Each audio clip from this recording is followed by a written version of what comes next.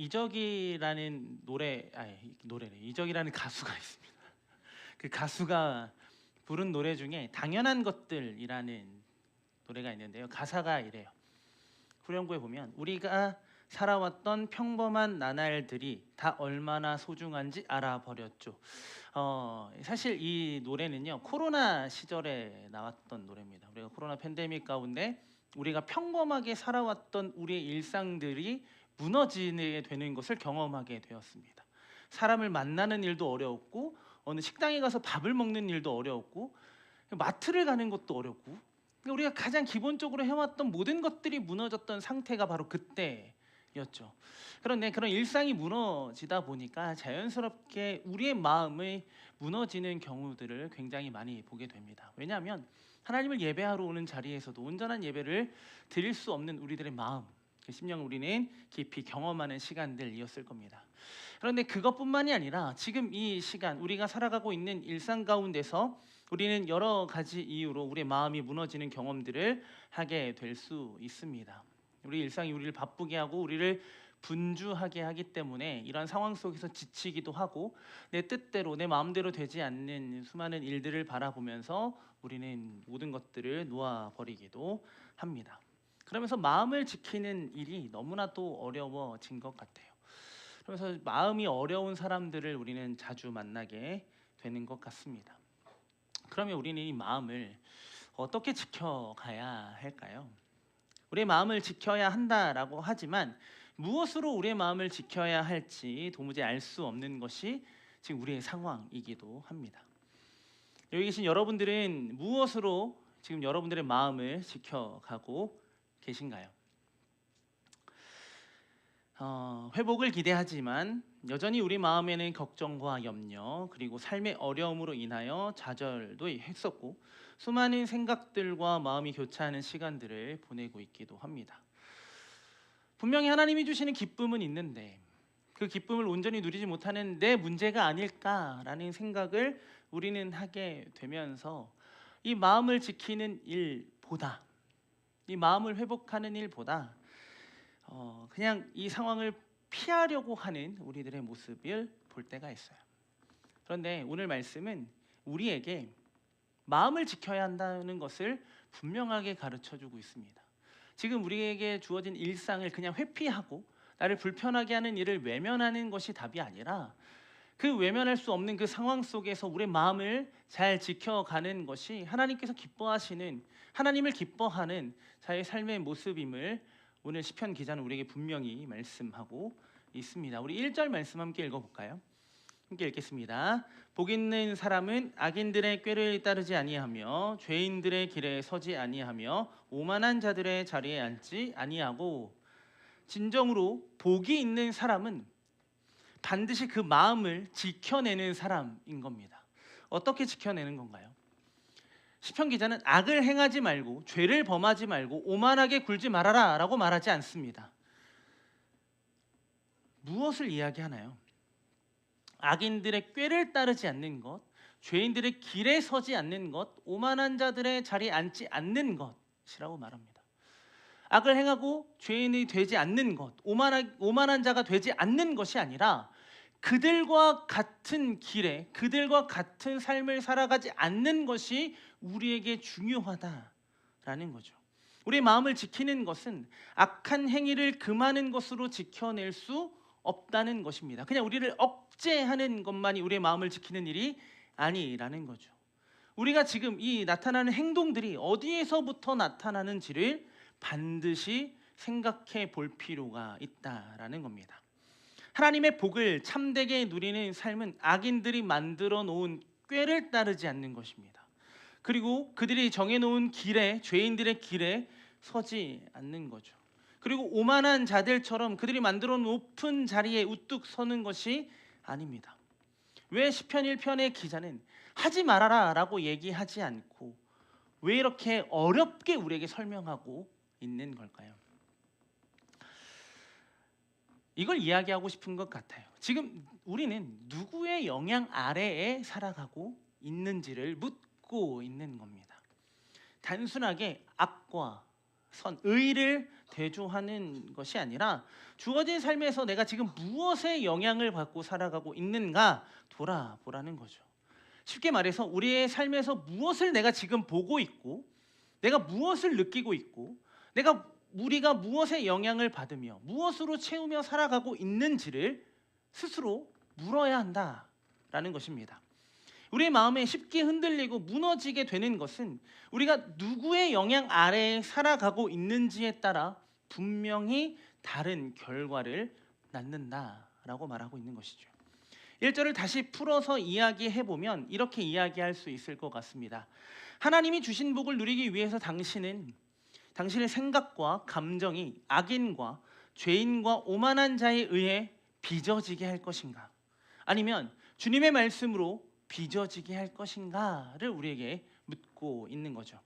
더 쉽게 정말 복 있는 자의 삶을 살기를 원하는가? 라고 묻고 있는 겁니다. 우리가 생각하는 복과 하나님이 생각하는 복의 차이가 있을 때가 있어요. 그런데 정말 하나님이 공급하시는 그 영원한 복을 내가 누리며 살고 싶은가를 이 시편 1편의 기자는 우리에게 질문하며 시작하고 있는 겁니다. 그러면 우리의 마음을 지금 무엇으로 만들어 가시고 빚어가고 계시는지를 우리는 돌아보아야 한다라는 거죠. 1절을 이렇게 쓰고 있는 것은 그 후에 2절에서 말하고 있는 그의 마음을 빚어가는 방법에 대해서 분명하게 드러내기 위해서입니다. 악인과 죄인과 오만한 자로 대표하는 우리가 살고 있는 이 세상에 관심을 두면 우리는 하나님을 떠나 세상의 방식을 기뻐할 수밖에 없습니다. 우리는 그 기쁨을 따라가죠. 그런데 결국엔 어떤가요? 그것이 우리를 계속해서 기쁘게 하고 계속해서 만족시키지 못한다라는 것을 우리는 어느 순간 어느 지점에 가면 깨닫게 됩니다. 그러면서 우리는 이렇게 생각하죠. 그냥 덧없는 것이었구나. 내 삶은 그저 허탈하구나 라는 결론을 낳게 됩니다. 그래서 이것은 분명한 오류입니다. 그렇기 때문에 오늘 이 말씀은 이 세상의 것을 우리가 무엇으로 보고 무엇으로 해석하며 살아갈지를 말씀해 주고 있는 거죠. 그러므로 세상의 관점으로 우리에게 주어진 삶을 읽어낼 수 없다라는 것을 기억해야 합니다.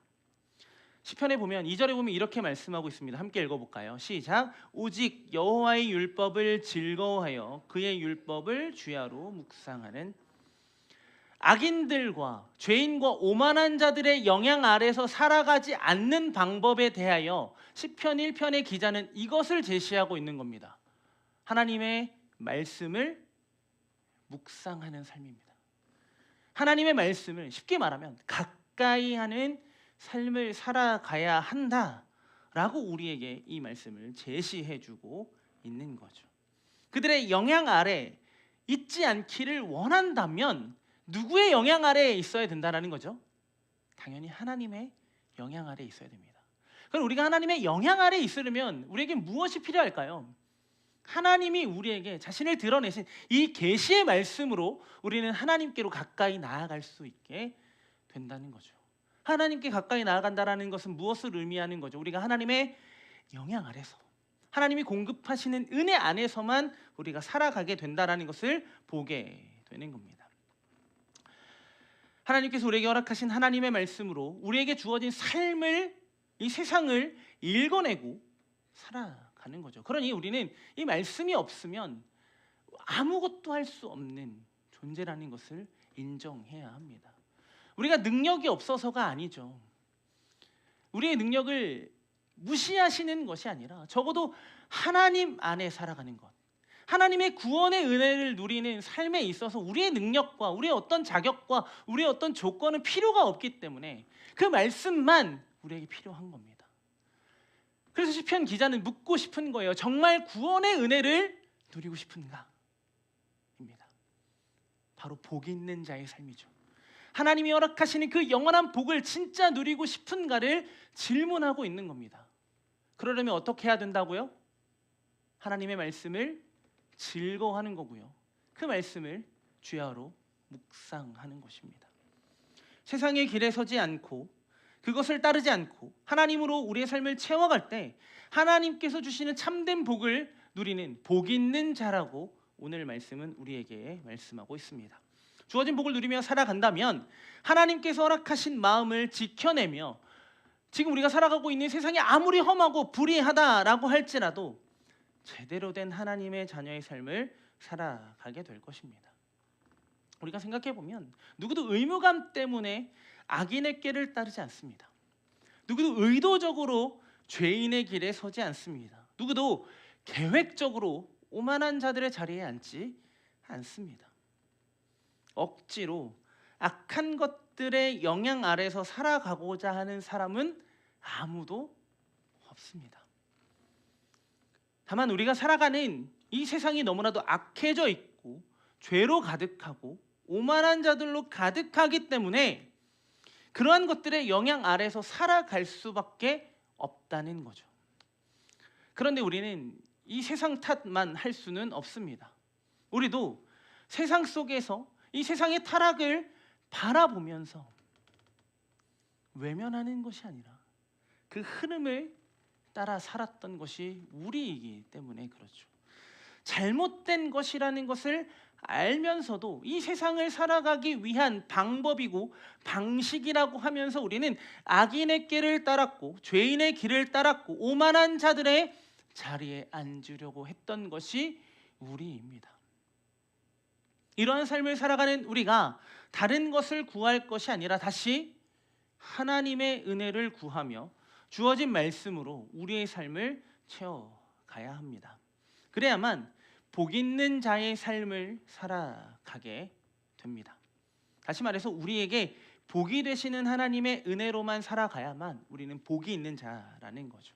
그러니 이 마음을 잘 지켜가기 위해서 우리에게 필요한 것은 무엇이죠? 그 마음에 이 세상의 방식과 방법을 채워가는 것이 아니라 하나님 나라의 방식과 방법인 하나님의 말씀을 우리 삶 가운데 계속해서 채워가야 한다라는 것입니다. 우리는 오늘도 우리에게 주어진 일상, 이 세상을 살아가고 있습니다. 그래서 우리는 이 세상의 것들이 익숙합니다. 그리고 그 안에서 그 방식에 때로는 매력을 느끼기도 합니다. 그래서 어느 때부터인지 알 수 없지만 우리가 매력을 느끼고 있는 이 세속적인 것과 세상의 것들로 우리의 삶을 채워가고 있었습니다. 이건 부인할 수 없습니다. 저도 마찬가지이기 때문이죠. 이렇듯 우리는 죄에 쉽게 노출되고 하나님의 뜻과 반대되는 모든 것들을 우리도 모르게 행하고 있습니다. 네, 사실 모르지는 않을 겁니다. 왜냐하면 우리 안에 불편함이 찾아오거든요. 이게 정말 하나님을 기뻐하는 삶인가 내가? 하나님이 기뻐하시는 삶의 모습이 맞는가? 우리 스스로 질문하게 되는 거죠. 그러니요 여러분, 죄는요 의무가 아니라 우리 선택의 결과입니다. 하나님 앞에서 벗어난 모든 것들을 죄로 여긴다면 우리가 그것들을 선택한 거죠. 왜요? 하나님의 말씀보다 이 세상의 방법이 더 우리로 하여금 매력을 느끼게 하기 때문에 그러하다라는 거죠. 우리가 스스로 원했기 때문에 악인의 꾀를 따랐던 것이고 죄인의 길에 섰던 것이고 오만한 자리에 앉았던 것입니다. 의무는 아닌데, 죄를 짓는 것이 의무가 아닌데 어느 순간 우리는 이 죄를 짓는 의무로 살아가고 있는 것처럼 보여질 때가 너무나도 많다는 거죠. 이렇게 죄의 영향 아래 살아가고 있는 우리입니다. 하지만 이렇게 무너져만 가는 우리의 마음의 주인은 하나님이십니다. 내 마음의 주인이 나라고 느낄 때는 죄로 내 삶을 채워갈 수 있겠지만 하나님의 내 마음의 주인 되심을 고백하는 그 순간부터 우리는 내가 주인 되었던 모든 것들을 버리게 될 것입니다. 그리고 하나님께서 허락하신 말씀으로 우리의 삶을 채워가는 기쁨을 경험하게 될 겁니다. 그 이유는 우리가 하나님의 형상으로 지음을 받았고 그 형상을 따라 하나님의 영광을 찬양하며 찬송하며 살아가게 하셨습니다. 그래서 그 형상을 회복하게 하시기 위하여 우리에게 말씀을 주셨습니다. 그리고 그 말씀이 육신이 되셔서 우리에게 오셨고 지금도 우리 가운데 거하시며 우리를 회복해 가십니다. 그리고 하나님의 영향 아래서 살아갈 수 있도록 우리에게 끊임없이 말씀하시는 거죠. 우리를 설득하십니다. 이 설득이라는 단어가 사실 하나님과 어울리지 않는 단어죠. 하나님은 그냥 우리를 끌어다가 하나님이 원하시는 자리에 두시면 됩니다. 그런데 왜 하나님은 때로는 이 설득이라는 방법을 택하실까요? 하나님은 계속 우리를 인형 뽑기 하듯이 뽑아서 우리가 있어야 되는 자리에 매번 갖다 놓습니다. 그런데 우리는 어떻게 하죠? 다시 돌아갑니다. 그럼 하나님 어떻게 하시죠? 다시 뽑아서 거기다 두십니다. 우리는 또 어떻게 하죠? 오늘 설교가 끝날 때까지 반복될 겁니다. 아니요, 우리는 평생 이 싸움을 하고 있는 중일지도 모릅니다. 그래서 우리에게 말씀하시는 거예요. 내가 왜 너를 이곳으로 옮겼는지, 그리고 네가 왜 여기에 있어야 하는지 하나님은 우리에게 말씀하신다라는 거예요. 근데 우리는 착각할 때가 있어요. 말씀은 답을 찾기 위해서 읽는 게 아니거든요. 우리는 근데 답을 찾으려고 노력을 해요. 뭔가 정답이 있을 것만 같아요. 그러니까 그 정답에 맞는 것을 찾는 거죠. 그러면서 우리 가운데 무엇이 생기냐면 하나님을 섬기고 하나님을 사랑하는 방법으로 말씀을 읽고 묵상하는 것이 아니라 의무와 복종의 관계로 이 말씀을 가까이 한다는 겁니다. 그럼 이 말씀을 가까이 하고 싶을까요? 가까이 하고 싶으신가 보네요. 저는 아닙니다. 뭔가 의무와 복종이 들어가게 되면 의무적으로 저한테 뭘 시키면 저는 자연스럽게 튕겨져 나갑니다. 군대 얘기를 해서 좀 죄송한데 저희 부대는 그러니까 군인들은 어디 갈 때 본인이 어디에 있는지 확인을 시켜줘야 돼요. 그런데 제 동기 중에 사제 그러니까 신부가 된 형이 있었습니다. 그런데 그 형이 뭔가 억압과 눌림 속에서 약간 1, 2등병 생활을 보냈어요. 상병 이제 좀 어느 정도 시간이 지나면서 부대에 익숙해지고 본인을 억압하는 사람들이 없어지니까 이 현황판이라고 해서 내가 어디 있는지 알아야 되는 거기에 럭비공을 그려놓고 나가는 거예요. 여러분 럭비공 던져보셨나요? 어떻게 생겼는지도 모르실 수도 있는데 이렇게 생겼거든요.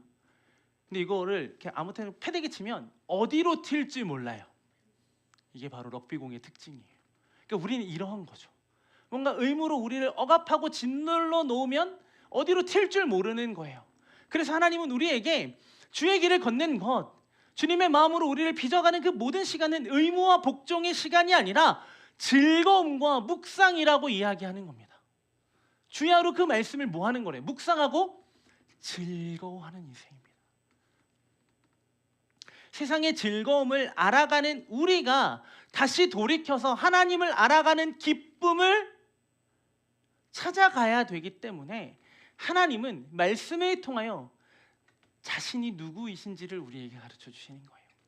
그러니 우리는 하나님의 말씀을 읽고 묵상하고 찾아가는 그 모든 시간을 통해서 답을 만들어가고 답을 정하는 시간이 아니라 하나님을 알아가는 시간으로 삼아가야 한다라는 겁니다. 그래서 그 즐거움을 허락하시기 위하여 이 시편의 기자는 묵상이라는 단어를 사용한 거죠. 하나님의 말씀을 깊이 읽고 상고하면서 그 말씀을 우리 마음에 깊이 새기는 겁니다. 세상의 헛된 즐거움에 맞설 유일한 기쁨, 하나님의 진리가 주는 영원한 즐거움이기에 하나님은 우리에게 끊임없이 말씀하고 있습니다. 물론 세상의 이야기들이 훨씬 더 재미있죠.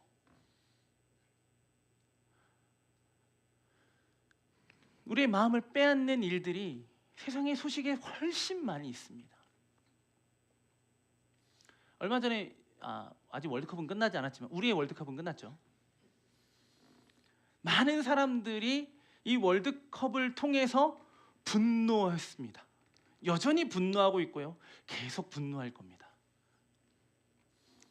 4년에 한 번 찾아오는 그 축제를 즐기지 못하게 했다라는 그 마음이 사람들의 마음을 불편하게 한 거예요.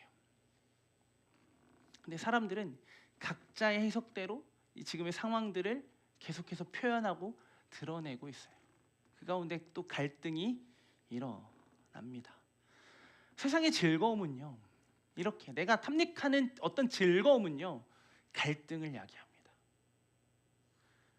그러니 우리의 마음이 계속 무너질 수밖에 없는 거예요. 내 마음을 다스릴 그 어떤 것도 우리에게는 있지 않아요.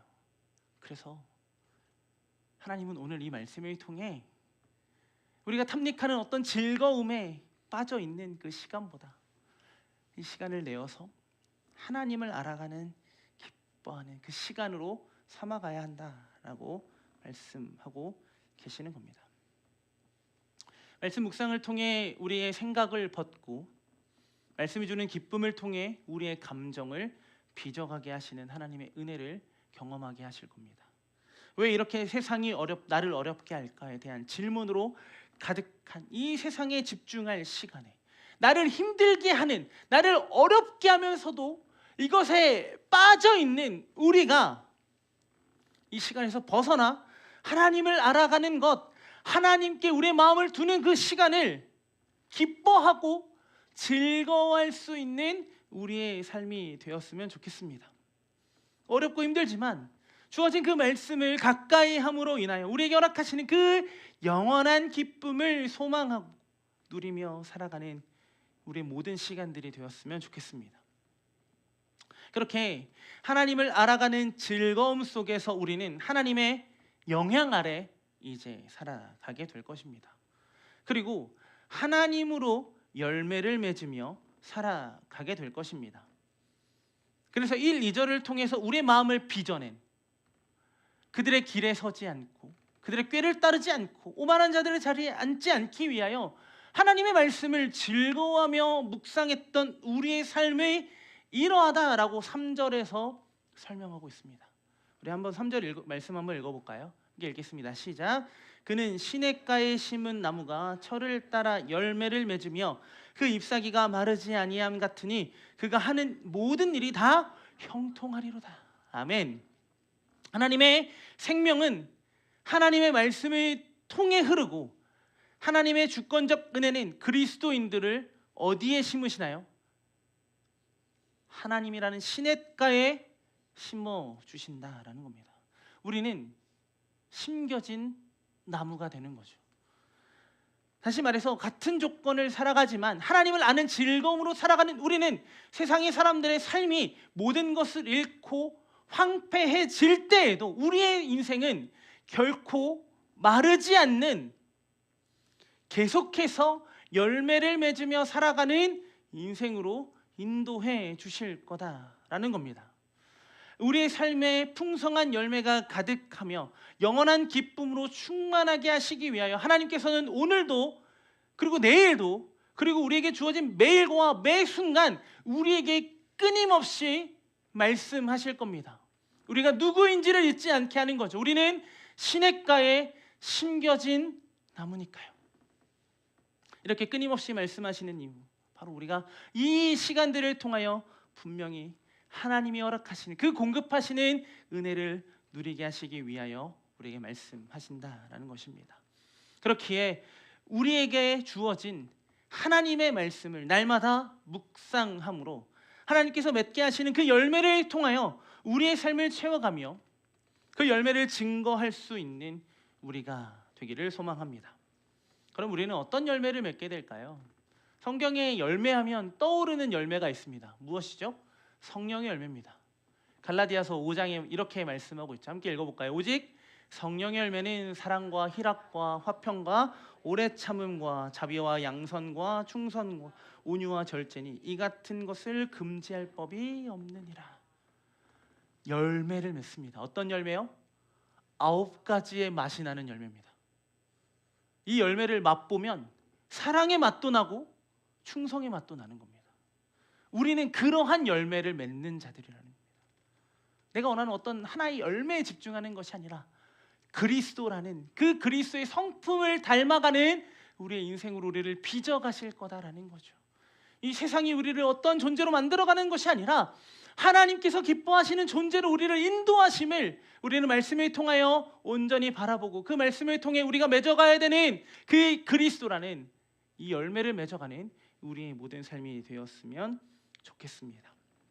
우리의 삶을 어렵게 하는 악인의 꾀도 죄인의 길도 오만한 자들의 자리도 우리에게 영원한 기쁨을 주지 못합니다. 그렇기 때문에 세상의 것들을 묵상하며 우리의 마음을 무너뜨리는 그 시간에서 돌이켜 하나님의 말씀으로 우리의 마음을 지켜내고 빚어가고 세워가는 우리의 삶이 되기를 소망합니다. 우리가 묵상하는 삶은 진리를 알고 그 진리를 향하게 하고 그 진리를 행하며 살아가게 할 것입니다. 하나님의 영향 아래서 하나님의 말씀으로 우리의 삶을 채우고 그렇게 하나님의 말씀으로 우리의 마음과 생각을 빚어가는 우리의 모든 시간들이 되었으면 좋겠습니다. 이제 말씀을 좀 정리할까요? 우리는 하루하루 빚어지는 겁니다. 단 한 번에 달라지는 것은 없습니다. 예수님을 믿고 예수님을 통하여 예수님으로 인해 우리는 구원이라는 선물을 얻었습니다. 그런데 이 구원이라는 선물을 가진 우리의 모습도 여전히 우리는 하나님을 기뻐해야 되는데 하나님을 기쁘시게 하는 삶을 살아야 되는데 나를 기쁘게 하는 것에 집중할 때가 너무나도 많이 있습니다. 그러면서 우리는 스스로는 생각하는 거죠. 내가 정말 은혜를 입은 자가 맞는가? 하나님이 정말 나를 사랑하실까에 대한 그런 마음들이 우리 가운데 찾아오게 되는 겁니다. 그러면 자연스럽게 우리는 그 하나님이 기뻐하시는 일들을 통하여 우리를 발견해 가야 되는데 우리는 계속 여기서 그것을 발견하려 하기 때문에 문제가 일어나는 겁니다. 그리고 열매는요 한순간에 맺어지지 않습니다.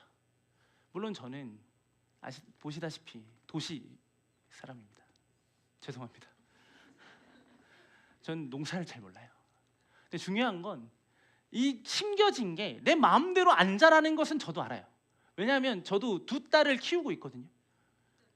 심었는데 그대로 안 커요. 언젠간 하나님이 키우시겠지만 열매는 단 한순간에 맺어지는 것이 아닙니다. 우리가 잘 알고 있는 대로 정성을 다하고 그 모든 시간이 쌓이고 쌓여야 비로소 열매를 맺는 거죠. 그런데 우리가 반드시 열매를 맺게 될 거라는 확신이 있습니다. 무엇이죠? 우리는 시냇가에 심겨진 나무니까요. 그 삶은 달라지는 게 아닙니다. 뭔가 특별해지는 게 아니라 마르지 않는 겁니다. 마르지 않는다라는 건 결국에 열매를 맺게 된다는 것입니다. 열매를 맺는 그 시간 동안 주님은 우리에게 주어진 그 말씀으로 우리의 삶을 채우실 것이고요. 우리의 마음을 빚어 가실 거고요. 마르지 않는 충만한 은혜를 누리며 살아가게 하실 것입니다. 그렇게 오늘도 날마다 하나님의 말씀을 가까이 하며 이 세상이 주는 즐거움을 잠시 내려놓고 하나님께서 허락하시는 그 기쁨과 즐거움에 집중할 수 있는 시간들을 만들어가는 우리가 되었으면 좋겠습니다.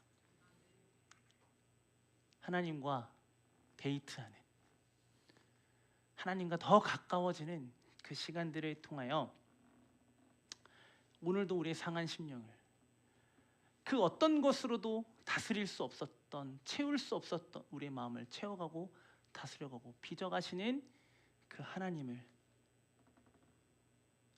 알아가고 만나는 기쁨이 우리 삶 가운데 늘 충만하기를 예수님의 이름으로 간절히 소망합니다. 우리 함께 찬양하고 기도하도록